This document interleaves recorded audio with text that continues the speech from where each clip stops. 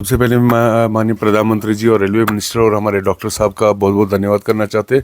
ये बिलखुसूस कश्मीर के लिए एक बहुत बड़ा सपना था कि कश्मीर तक ट्रेन आनी चाहिए, और जिसमें माननीय प्रधानमंत्री जी अभी इनाग्रेशन करने जा रहे हैं।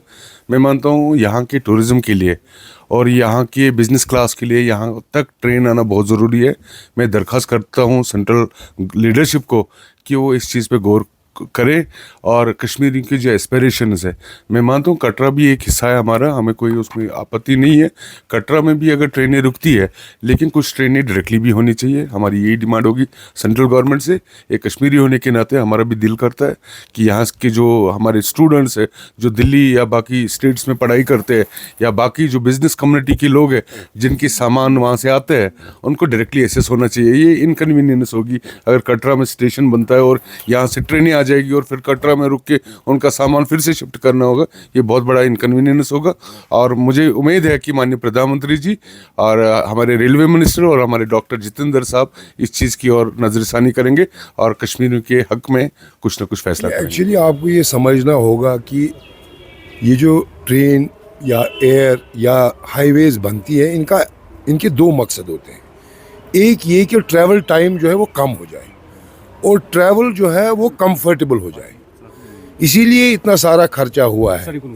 लेकिन ये चीज़ करने से ये दोनों पर्पज़ इसके ख़त्म हो गए। देखिए, जब कोई पैसेंजर चाहे कश्मीर का हो चाहे बाहर से आए, जब उसको कटरा में उतरना पड़ेगा और डिसएम्बार्क करना पड़ेगा, फिर दूसरी ट्रेन पकड़नी पड़ेगी, इसमें कितना टाइम उसका ज़ाया हो जाएगा। तो जो वो पर्पज़ है कि वो 3 घंटे 4 घंटे में कश्मीर पहुँचे, वो तो ख़त्म हो गया।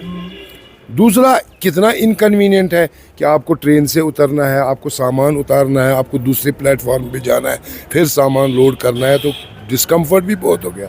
तो दोनों पर्पज़ जो है इसके ख़त्म हो गए। इसके और भी कॉन्सिक्वेंसेस हैं, और वो कॉन्सिक्वेंसेस ये हैं, हम समझते थे कि ट्रेन के शुरू होने से जो हमारा एयर फेयर कंट्रोल में नहीं रहता है, बहुत ज़्यादा हो जाता है विंटर में, उसमें कंट्रोल होगा।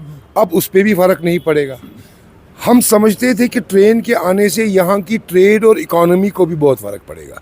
लेकिन अब जब माल आना शुरू होगा और इस माल को कटरा में उतारना है, फिर दोबारा से लोड करना है, तो वो जो ट्रांसपोर्ट कंपोनेंट है वो फ़र्क भी ख़त्म हो जाएगा।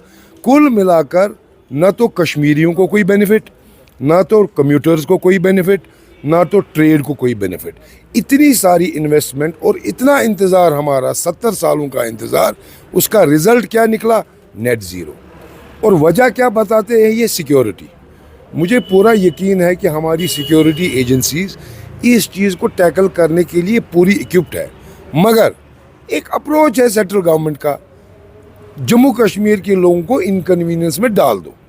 आप हाईवे को ले लीजिए, गडकरी साहब ने कितना शानदार काम किया, कितने रोड्स अच्छे बनाए, लेकिन अगर हमें जाना होता है हर 5-5 मिनट के बाद हमको पेट्रोल पार्टी वहाँ रोकती है। तो हमारे लिए ये हाईवे तो है ही नहीं, हमको तो उतना ही टाइम लगता है जितना पहले लगता था, और इनकन्वीनियंट। लेकिन चूँकि कश्मीरी लोगों का मामला है, गवर्नमेंट समझती है कर लेंगे बर्दाश्त, कोई बात नहीं। यही मसला इस ट्रेन में है, चूँकि फिर कश्मीरियों का मसला है। चलो जी, ये तो कहीं हिंदुस्तान में नहीं है। हम तो समझते थे आज हम कनेक्ट हो गए दिल्ली के साथ, हिंदुस्तान के पूरे शहरों के साथ, लेकिन फिर जम्मू कश्मीर के लोगों का मसला है। जितनी भी इनकन्वीनियंस करनी है उन्हीं पर डाल दो, वहाँ चलेगा। इस अप्रोच को इंशाल्लाह हम चाहते हैं कि चेंज हो जाए सेंट्रल गवर्नमेंट का, और हम उम्मीद करते हैं कि रेलवे मिनिस्ट्री इसका जो जायज़ा ले और उसको ठीक करे। देखिए, ये अचानक से नहीं हुआ, ये तो पहले से ही डिसाइडेड था कि कटरा में स्टॉप होगा। इससे पहले भी हमारे पास भी बहुत सारी डेलीगेशंस आई, और जिस पे हर किसी ने ये बात कही कि एक डायरेक्ट ट्रेन होनी चाहिए फ्रॉम श्रीनगर टू जम्मू। मैं आपके ज़रिए से सबको बताना चाहता हूँ कि ये कश्मीर के लिए एक बहुत बड़ी डेवलपमेंट है। हम वेलकम करते हैं इसको, और जो कंसर्न्स जिस तरीके से कंसर्निंग जैसे स्टॉप के बारे में बोला जा रहा है, विद पैसेज ऑफ टाइम इंशाल्लाह इस चीज़ को भी एड्रेस किया जाएगा। इट्स अ स्मॉल इशू, और मुझे लगता है कि ओवरऑल जो है एक बहुत बड़ी एक लैंडमार्क, जिसको हम बोलेंगे लैंडमार्क डेवलपमेंट कश्मीर को लेकर, जिससे हम ऑल वेदर डेस्टिनेशन बन सकते हैं। दो चीज़ें जो हमारी इम्पॉर्टेंट है इसमें, जो फ्लिप देगी दो चीज़ों को, एक तो टूरिज़म है और दूसरा इकॉनमी है। जो बैकबोन हमारी इकॉनमी का हॉर्टिकल्चर है, मुझे लगता है कि सेब जिस तरीके से जब हाईवे बंद होती थी तो सेब सड़ जाते थे, तो इंशाल्लाह अब हम उम्मीद करते हैं कि वैसा कुछ नहीं होगा और जो हमारे सेब हैं उनके लिए बहुत बड़ा मार्केट अब खुल गया है।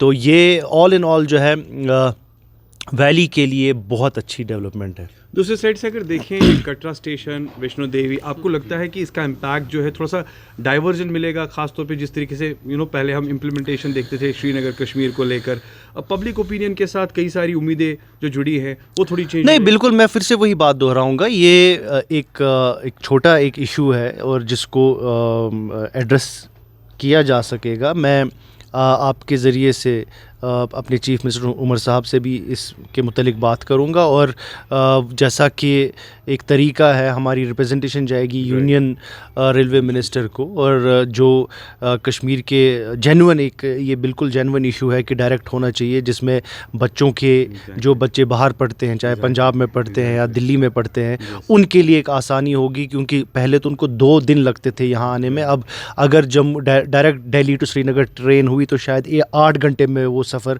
कंप्लीट कर सकेंगे। तो एक बहुत बड़ी चेंज और फ़ायदा मिलेगा जो बाहर बच्चे पढ़ते हैं। बिल्कुल आपकी बात से मैं पूरा मुत्तफ़िक हूँ। बहुत बहुत शुक्रिया, थैंक यू।